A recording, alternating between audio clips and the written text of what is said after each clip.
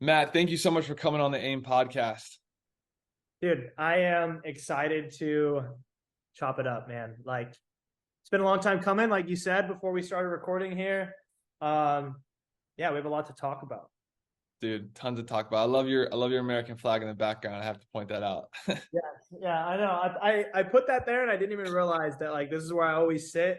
So every time I take a meeting or anything like that, it's front and center. I love it.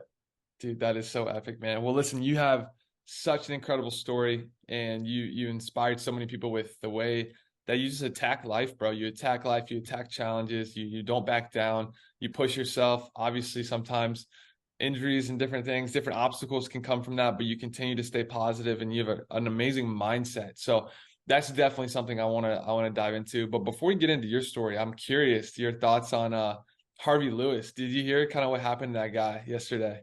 I did. What they did the backyard ultra. They started on Saturday. Today is Thursday, and it ended last night. Yeah. 4 days, 450 miles. It's just man. Even for me, like, I mean, I know that there's marathon. There's people that don't run and they look at 100 milers. People that do hundreds like myself, and I mean that like they think that we do a lot, but then you see Harvey. This man ran 450 miles. Like I'm trying to, I used my brain to think about the United States, and I'm like, like where could he have ran to from a certain point? Like, uh, the human body, man, the human body. People don't understand how capable we truly are. Dude, it is so true, bro. It is so true. It's crazy until someone does it. It's like that's impossible. Then someone does it and you're like, "Wait, no, it's actually possible." Now how much further can we go? How much further can we push this thing? And it's crazy to see because that was a world record, right? He broke a record. Now there's a new standard.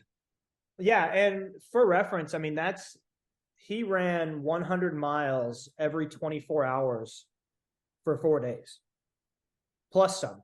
I mean he went 450 miles in 4 days. And when you see these ultra, these I think about Moab, right? The Moab 240 is 5 days, 240 miles. Technically, and this isn't really how it works, but technically you could run 50 miles a day, take a nap, run another 50, take a nap, run another 50, and you can finish. And that's one of the hardest races in the world. Mm. This guy he doubled the distance. Like, yeah, it's just, granted, elevation and everything plays a fact, but I don't even know if there are a handful of people on this planet that could do what he did. Mm. Agreed. It's pretty special. But listen, man, I wanna dive into your story. I was just curious your thoughts on that because I know you're in the space and I knew you'd be pretty well acquainted with the news. But I wanna hear more about your background, man. Obviously, it's been so fun to catch up and see all the amazing things you're doing right now in this moment. But I'd love for the listeners too to understand a little bit more of your background, where you grew up, and kind of how your upbringing led you to doing what you're doing now. Yeah. So I grew up in super small town Iowa. We didn't have stoplights. The closest grocery store was 20 minutes away. We were a small town in the middle of a cornfield. Um, and like my graduating class was, I think it was less than 30 people. Wow. And I always knew, like, coming out of high school, that everything that I was doing back home, there were like I needed something more. And I didn't really understand what that was at the time. Um, I joined the military, thinking that that was probably going to be it. Loved my time in the military, spent 10 years or 9 years in the military, most of that active duty.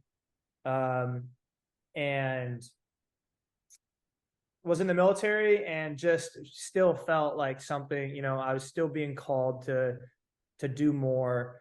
Um, and that's kind of when I picked up running, and that wasn't even until very, very late in 2020. Wow. Um, so I would say that, like, I started running a little bit very late 2020, but I really dove into it consistently in in May of 2021. Dude, I got stationed out in Virginia, and we were very rural out there, and we were in the mountains.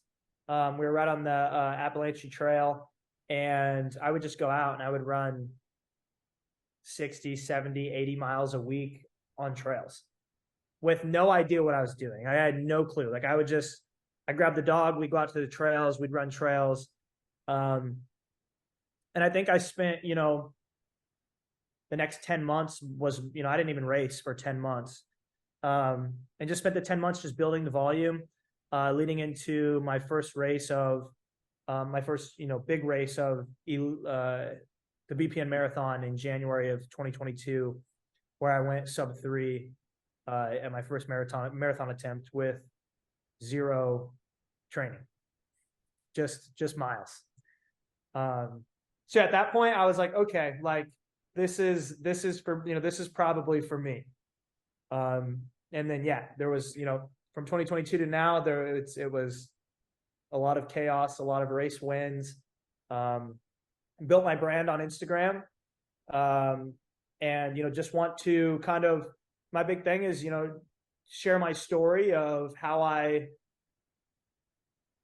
came from nothing and I made the choice to chase my dreams and to wow. chase what I wanted to do. I'm a small town kid from the middle of nowhere in Iowa. Uh, anything is. I wasn't even an athlete in high school. Like I didn't even. I mean, I made the choice. You make the choice, and that's kind of how I built my brand. Is I want to inspire people. I want to show people that anything is possible, and that lace up the shoes, pick up the weights, make the decision to change your life, and see where you go. Dude, that's amazing.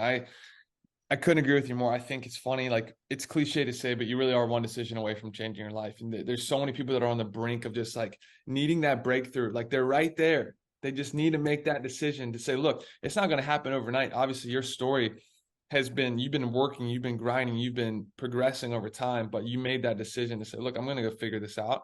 I'm going to bet on myself. I'm going to go after it. And I'm so encouraged by your story, man. And thank you for your service. I didn't know you served in the military, so thank you so much for your service. Yeah, I appreciate that. It was good times and it was bad times, and I made a lot of friends, did a lot of things, and it definitely helped. I really think that was a big aspect in mentality Sure. and learning how to persevere when shit gets tough. Mm, Like learning that when you get kicked in the teeth, it's better to stand up and keep moving instead of just laying down and crying about it. wow. And, Let's talk about like that. that was kind of the start of that like mentality leading into me chasing everything I do today. Yeah, no, I'm glad you brought that up. I'd love to talk about that because I think it's something that's so relevant and so many people can take from. Well, like, what does that look like for you? You talk about, you battle different types of adversity, but you say like the best thing to do is to keep moving. Like, how do you get yourself in a mental state where that is the option that you choose and pursue? And like, what are some factors that kind of go into that equation for you? Yeah, I've I've been in a lot of situations, when I was younger. Um, I didn't battle, clinical depression or anything like that, but I know a lot of times when I was younger where I would let things really affect me, and I would sit in that and I would be sad about it. And, um, I think over the time of just being in the military, like I said, like I learned that you have the choice when anything happens to you, whether it's great or whether it's terrible.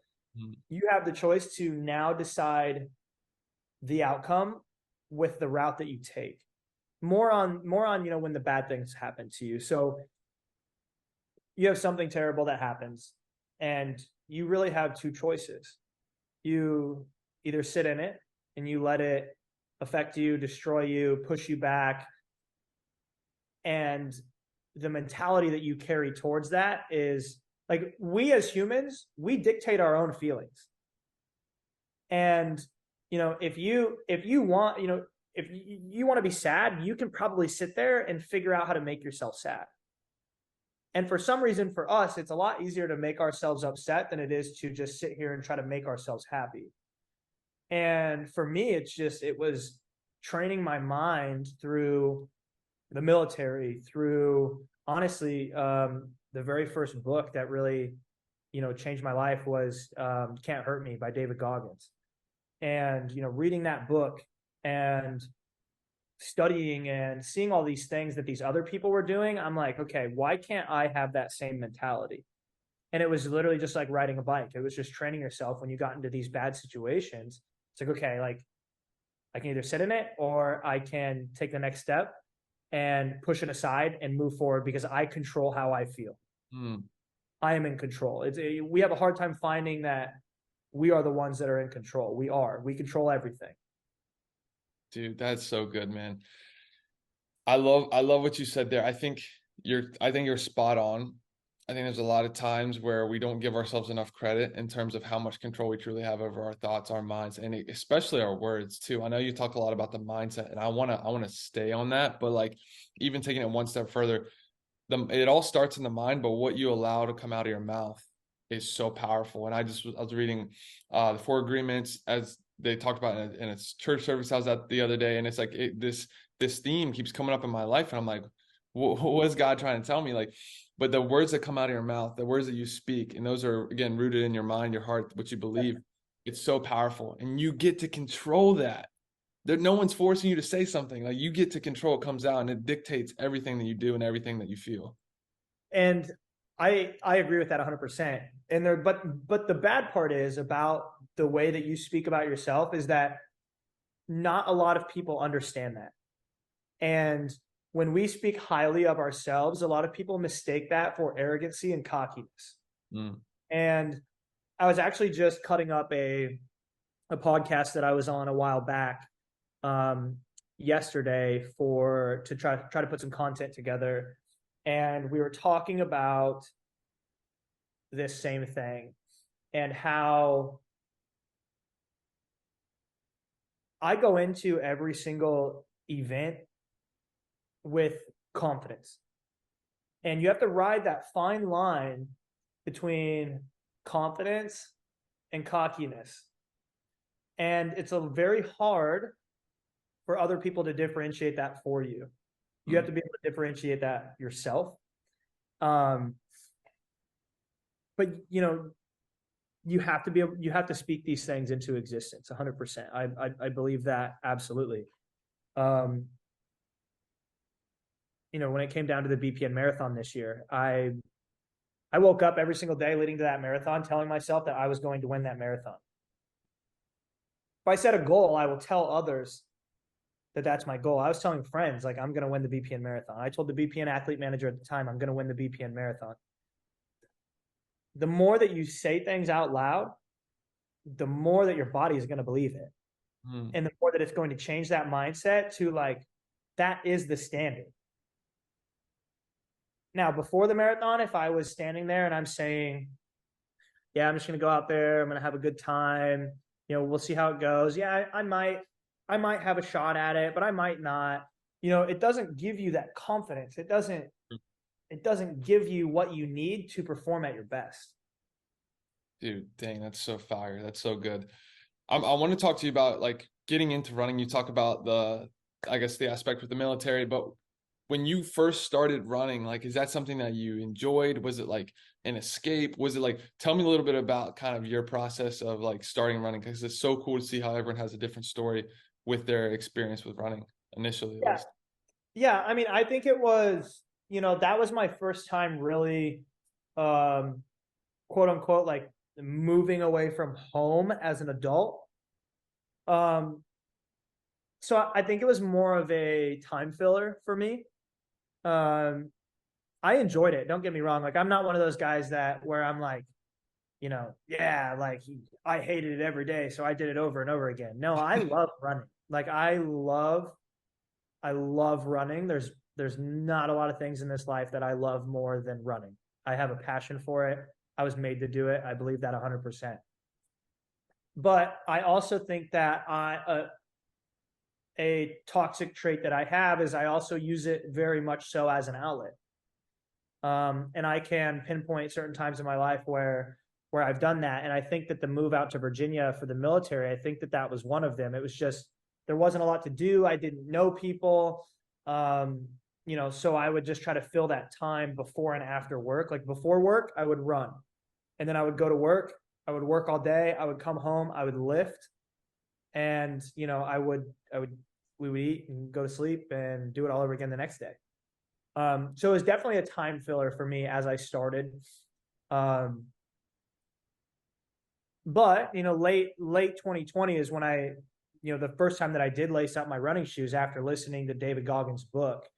And the biggest thing for me was I related a lot to like his childhood and some traumas that he went through and stuff like that. So I think that also, looking at earlier on instead of 2021, looking at 2020, I think it was kind of a thing like if this guy who I relate to very much so in the military and his upbringing and his life problems has became who he has become, why can't I do that too?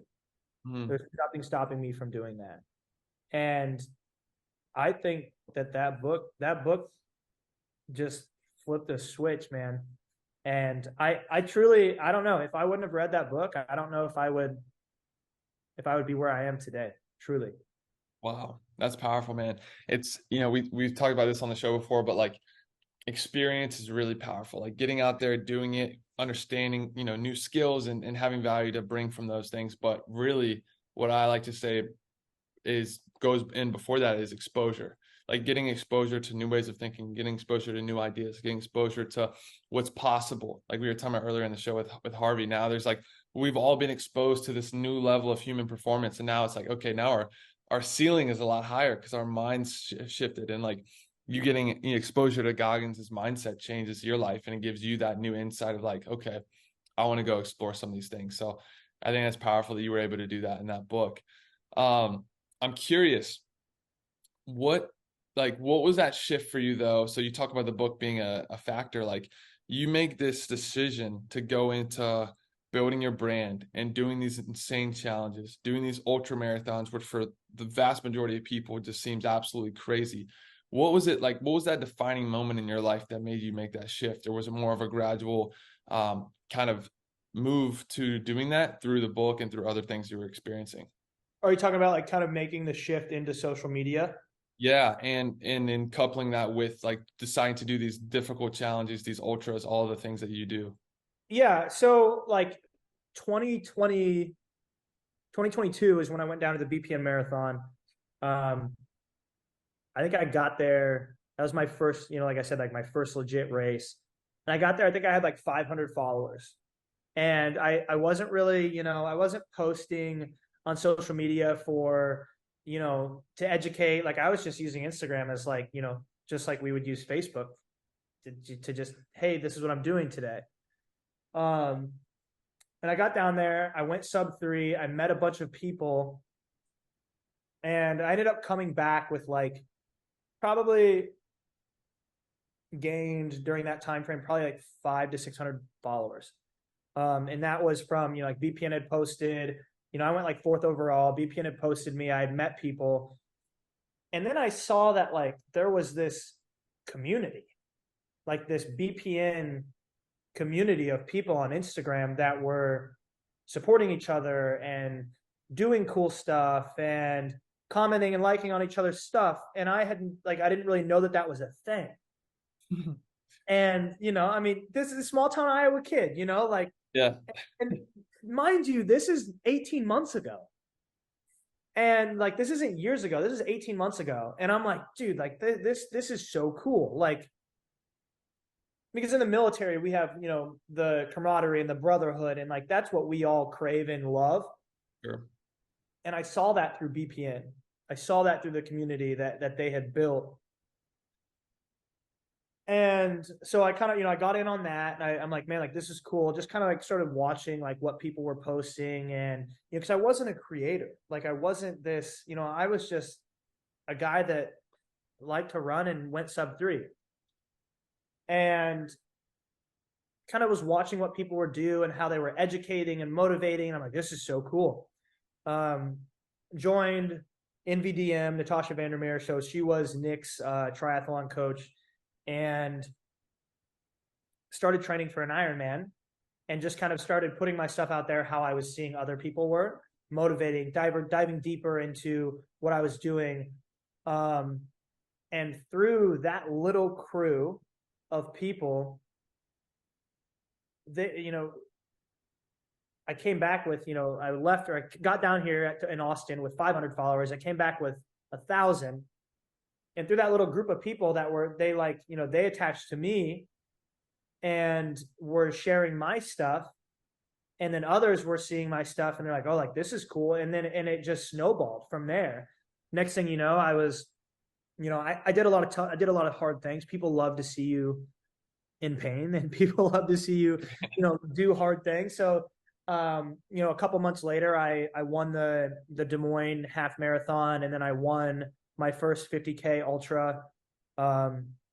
And through doing that and people sharing my stuff, it was like, next thing you know, I was at 5,000 followers. I did Ironman Texas. Next thing you know, I was at 10,000 followers.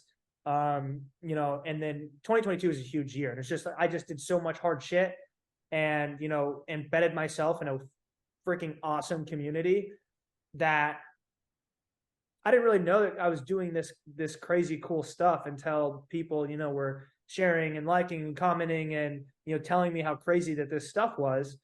And then I was like, oh, okay, like, I got something here, like, this is pretty cool. Leading into Leadville, Nick Bear posted me on his story and was talking about me personally on his story during Leadville 1, and I got like 4,000 followers from that. Next thing you know, I'm at 20K, and it's just, and then I started really diving into like, okay, like, I need to, educate myself on becoming, or how to become a creator. Yeah. And really kind of dove into being a creator this year. Wow. That's crazy, bro. That's so cool to see how that step of faith and just getting out around the right people and just putting yourself out there turned into what it did. And I know that's, you look back and I'm sure you can be really proud of that work and all the lives you were able to impact as well. Cause obviously that's been something you've been able to do at a high level, is actually make impact on others too.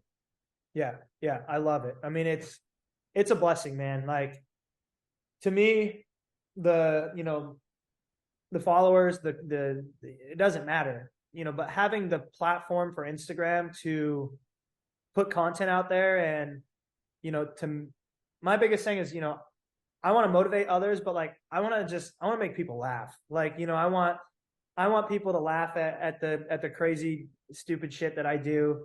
And, you know, just bring happiness and good vibes and high energy, and, but also at the same time showing, like, number one, you can do these very, very, very hard things and still have fun doing it. And number two, like, just get up and go. Get up and go do it. Go try it. And, it's great to see the messages from people like, you've inspired me to go run my first half marathon. You've inspired me to do this, inspired me to do that. There was a time where I spoke on a podcast about during the time that I moved to Austin in 2020, at the beginning of this year. I got out of the military and got into a divorce that was very unexpected. I got married super young. We grew up and grew separate ways. But I had a man reach out to me that was like, I listened to your podcast, and he's like, I've been in the deepest, darkest place that I've ever been in my life. He's like, my wife passed away. My son has cancer, and he's like, to hear you speak the way that you do about all of your troubles shows me that, I need to just stand up and move forward.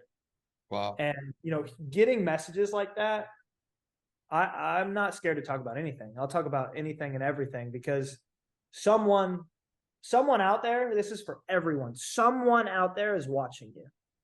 Someone is watching what you're doing and wanting to be like you, no matter what, no matter who you are. there is someone that looks up to you. There is someone that looks at you as a figure that they put on a pedestal. I don't care who you are, your children, your cousins, your friends.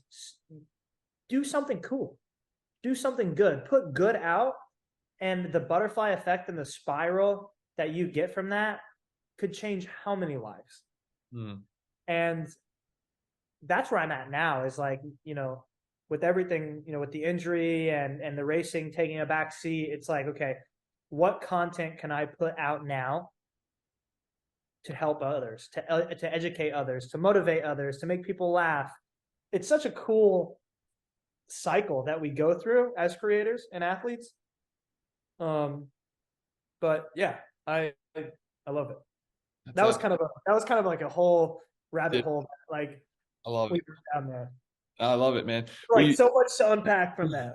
right? Okay. Yeah, lots to unpack. One of the things you mentioned is just being vulnerable and sharing about your story. And you also talk about Leadville and Nick kind of putting you on a story. I'm curious to hear more of your experience with that race in particular. I know you had a really powerful kind of story around that race, doing it or attempting it the first time and then not completing it correct, and then coming around full circle to doing your thing. And I was following along more this second time around because I knew you at the time. So seeing all that content, that preparation, like we talked about, that positive affirmation of you posting like, dude, I'm going to do this thing. I don't care what happens. I'm doing it.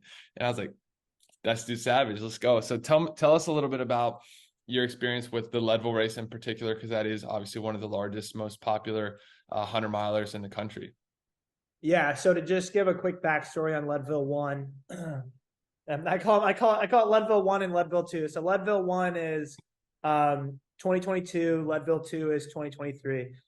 So Leadville 1 last year, I did a charity run that kind of got a lot of attention on Instagram. I ran with the American flag, raised $12,000 for a local veterans charity back in Iowa.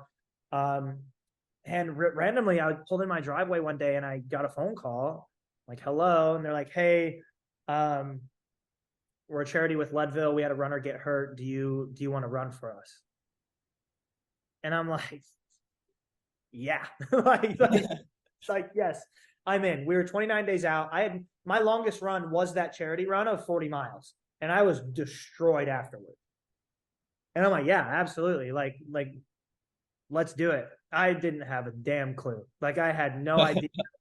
The only Leadville I saw was through Nick Bear's documentary on YouTube. That's all I know. And I had 29 days. Like, you can't prep for shit in 29 days. And got to Leadville, had a two-person crew, no pacer.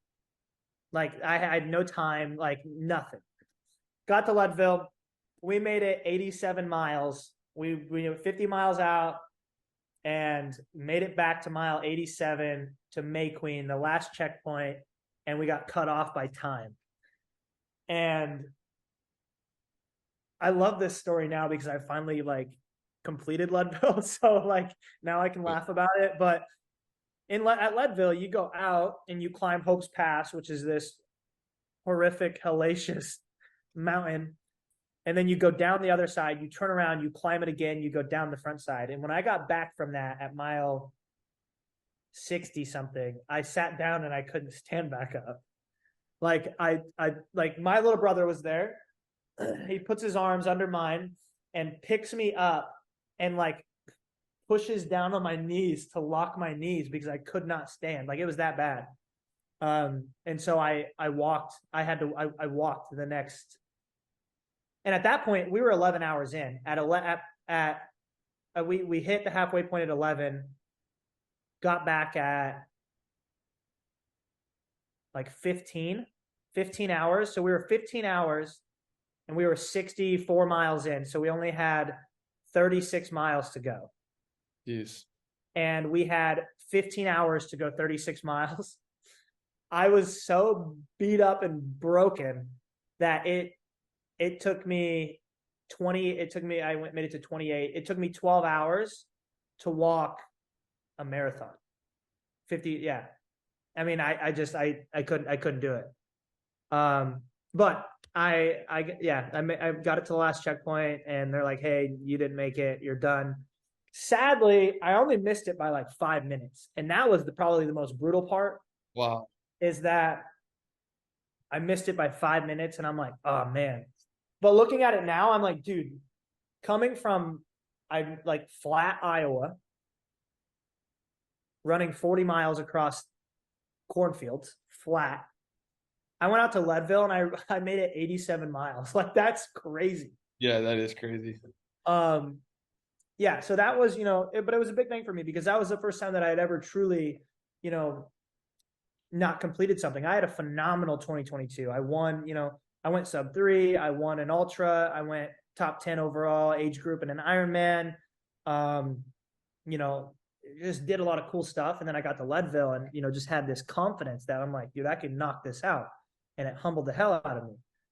Um, so immediately after that, actually come January, Adam Klink reached out. He was working with BPN at the time. And he's like, hey, we're going back to Leadville. We have an extra charity slot. Do you want it? And I'm like, damn right I want it. And that was January.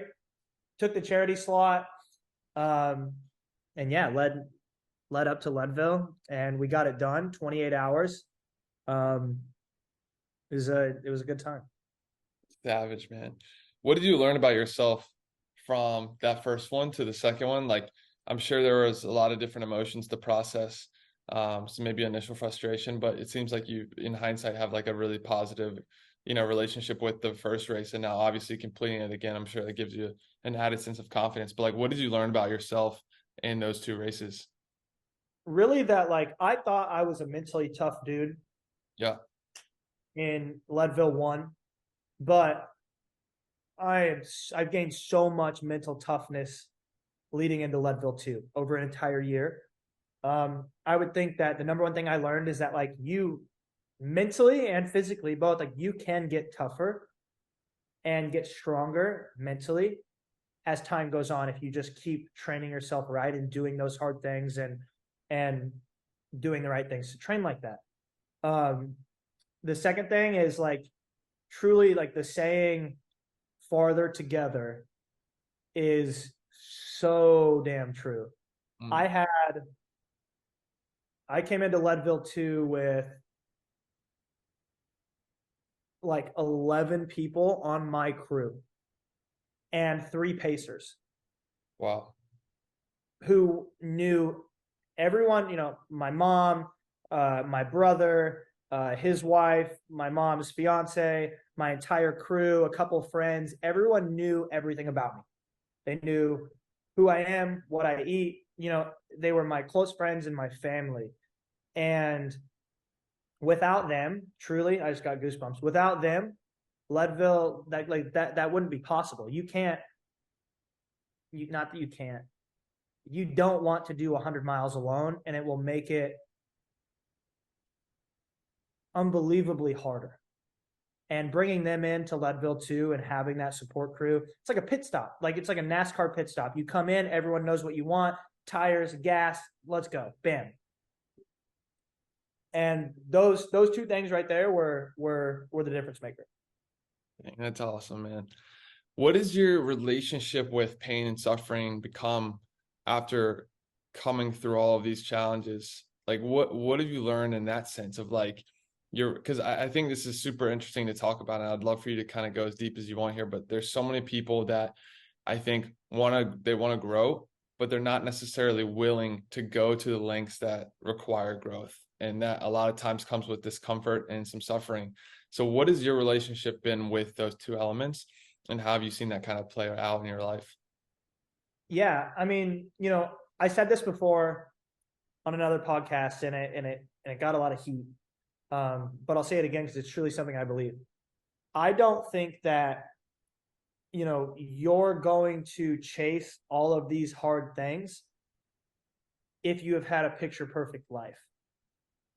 I think that people who have had trauma, people who have struggled, people who've had a shitty upbringing or are running from something are the ones that chase this ultra sport.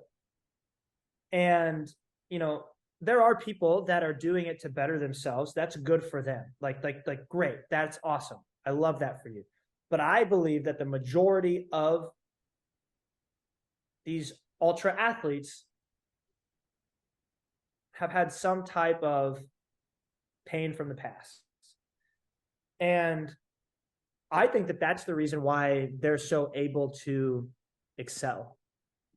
And there's a lot of top tier ultra runners out there that are open about that. You see a lot of runners in general, who used to be addicts. I think of one of my really good friends, Mitch Ammons. Mitch Ammons is now an Olympic qualifying marathon runner, and 5 years ago was ODing on hard drugs. Wow.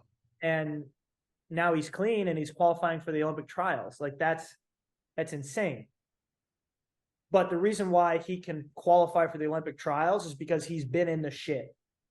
He's been in that terrible place to where when you get to that dark place in the run, nothing's ever going to be worse than what he dealt with. Mm. And I had a lot of traumatic experiences growing up. I grew up with a single mom. And we were broke and just had some bad shit happen to us. And I think that that's kind of what led me, into the military, right? Military is the same thing. It's something hard. And then leading me into the ultras. But I think that, to go back to your question, sorry, I kind of got off there. No, I think that the answer there when it comes to pain and suffering is the more I'm addicted to racing, 100%. Like I am addicted to racing because I believe that the more that I suffer and the more that I find that pain cave where I want to quit, I hate it, I don't want to be there, it's only going to make me tougher next time. Mm. And during Leadville 2, I started getting blisters at mile 36. I had 6 blisters on each foot, including 2 blisters on the bottom of each foot by mile 75.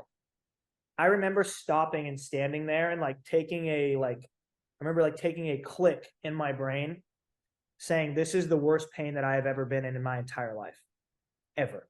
I can't even describe to you the type of pain in my feet from all these blisters.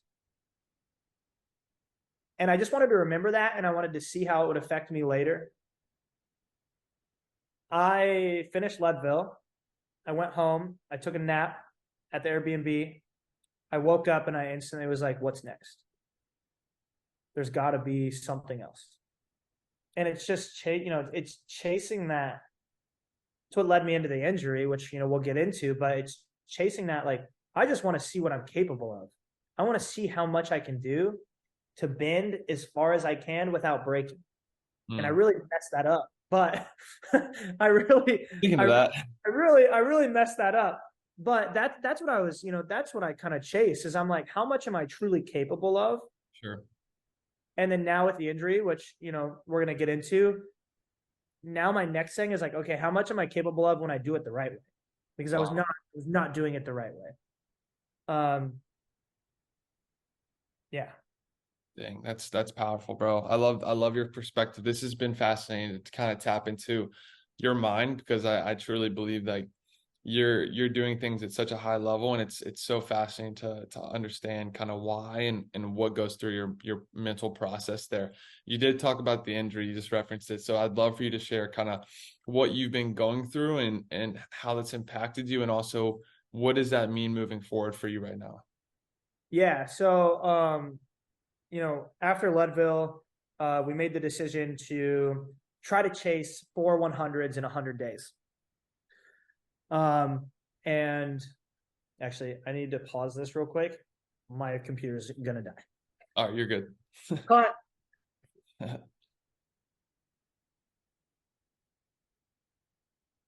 My bad. No, you're good, man. No worries.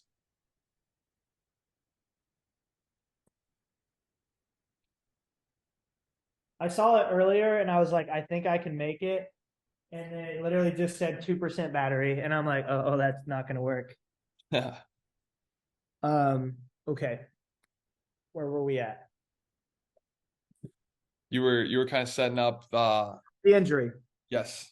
Yes. So, um,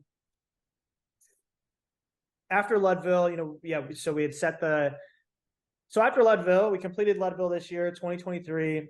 And after that, I kind of decided I wanted to chase 4 100s in 100 days. And I was very confident in that. I was very, very confident because I had kind of selected some flatter 100s. And I was like, all I need to do is just move my body 100 miles. And I decided to go run the Bronx 10 miler in between Leadville and this next 100. And I hurt my leg during the Bronx. Um, how do I best tell this story? I think I need to rewind. Yeah. I think I need to go back. So during Ironman of this year, so I ran the BPN marathon and I did the Ironman in the same week. During that Ironman, at mile 24, I fractured my fibula. And at that time, I didn't know that I fractured my fibula. I thought that I had just hurt my leg, stepped on it wrong, something. I took 50 days off of running and I thought that it had healed. I went and I ran Leadville, and then decided to go run the Bronx 10 miler. During the Bronx 10 miler, I tweaked the leg again. Still, thought that I was just, it was okay. It would be all right. Just time and time and time and time again, I just did not listen to my body because I thought, I don't know what the hell I was thinking, to be honest. Got to this 100 miler in LA, made it to mile 73 and physically was in so much pain that was the first time that I had, like, I had to quit. I had to pull out, didn't finish DNF. Finally at that point went to the doctor and I was like, something's wrong with my leg. In those x-rays, they found that I had fractured my fibula. And then they ordered an MRI where we found that I had put 2 stress fractures. I have 2 grade 4 stress fractures in my tibia, and a closed fracture of the fibula. Jeez. That's crazy, bro. And so you're dealing with all this like in the midst of trying to accomplish this challenge and obviously prepare for the next thing on the list. And I mean, talk to us a little bit about like what that's done for you personally and like how you're having to make some I guess some shifts in terms of what you're going to accomplish now. Yeah, I mean, it's kind of led me into, I call it's a forced rest. And I'm so go, go, go, go, go, go, go all the time that obviously if I'm in pain or something happens, I'm not going to rest on my own. And that's why I didn't go to the doctor, because I knew deep in the back of my head, like I knew what they were going to say. Yeah. So at this time, like we kind of chatted about earlier, you have 2 choices. You be super sad and upset and, let it affect you, or, you look at it as a forced rest and, I'm resting, I'm letting my lower body heal up and, I'm hitting the weights heavy in the gym. So right now, what I'm trying to do during this time off, which like I think it's going to be about 3 months, I'm trying to health, doing it the healthy way, but I'm trying to gain as much weight as I can. Like I want to. Post Leadville was the lightest that I had ever like remember being as an adult, and post Leadville I was 127 pounds, Wow. like just skin and bones. Like it was because I was running 100 to 120 miles a week. And I think what would be really cool is like, I want to get up to like 160, 165. I'm 5'7". When my very first weigh in after the 100 miler was 137. And I think if I want to gain 30 pounds. I just want to see like lifting weights, eating a shit ton of food. Like I just want to see, and also I want to have a story to tell, like, because I think a lot of people are scared. Yeah. They get into this like, because I was the same way. Like, when I would never take time off running because I was like, worried about body image, or I was worried about how others would see me and my body image, or not think, I'm going to lose my fitness. I'm going to, all of these things that talk yourself into. I want to now show people like, hey, I'm taking 3 months off, not running at all. I'm going to gain 30 pounds and then watch how fast it just disappears. Dang. Because it's true. I mean, it will just, getting right back to it, it's going to drop right off. So I know that like I would have loved for someone to show me that, when I first started. So I want to kind of, I know there's someone out there that needs to see it and hear it. Yeah, absolutely. You posted probably about a week ago now in your caption, you said, don't call it a comeback, call it a reinvention. Is this kind of going into that process of reinventing yourself in this new way? Yeah, absolutely. I think that, you know, this is a reinvention of my mentality, Mm, because now I'm going to take care of myself. Now I'm going, and by take care of myself, I mean I'm going to listen to what the body wants. I'm still going, don't get it twisted. Like I'm still going to do the shit that people just call crazy and that people don't understand. And, I'm still going to do that. But I don't even know, I couldn't even tell you what I did for recovery from April to my last 100. Ice bath, so I think the reinvention here is the mentality of carrying the same intensity from the pavement to the kitchen. The same intensity on nutrition, recovery, running, weightlifting, and bringing it all in together. yeah, totally, man. That makes a ton of sense. Well, I'm certainly excited for you, man. I love what you're doing, and I love the people that you're impacting. I think it's super special, and I've got your back all the way, bro. I'm super glad that you got to come on the AIM podcast and share more of your story and your mindset. I really did find that fascinating.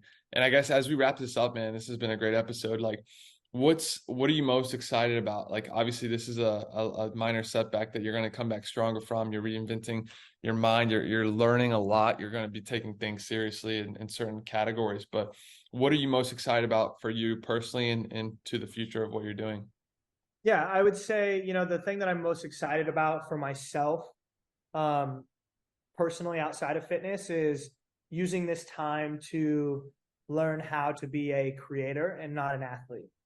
And also using this time to, I also coach athletes um, through Tua, and using this time to, learn how to become a better coach also on social media, teaching and showing and advising.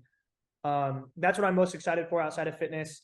Looking forward to 2024. Um, the big thing that we're trying to plan out now is running across the state of Texas. So that looks like 850-ish miles. Um, it's gonna be 850 miles. The record right now is 16 days.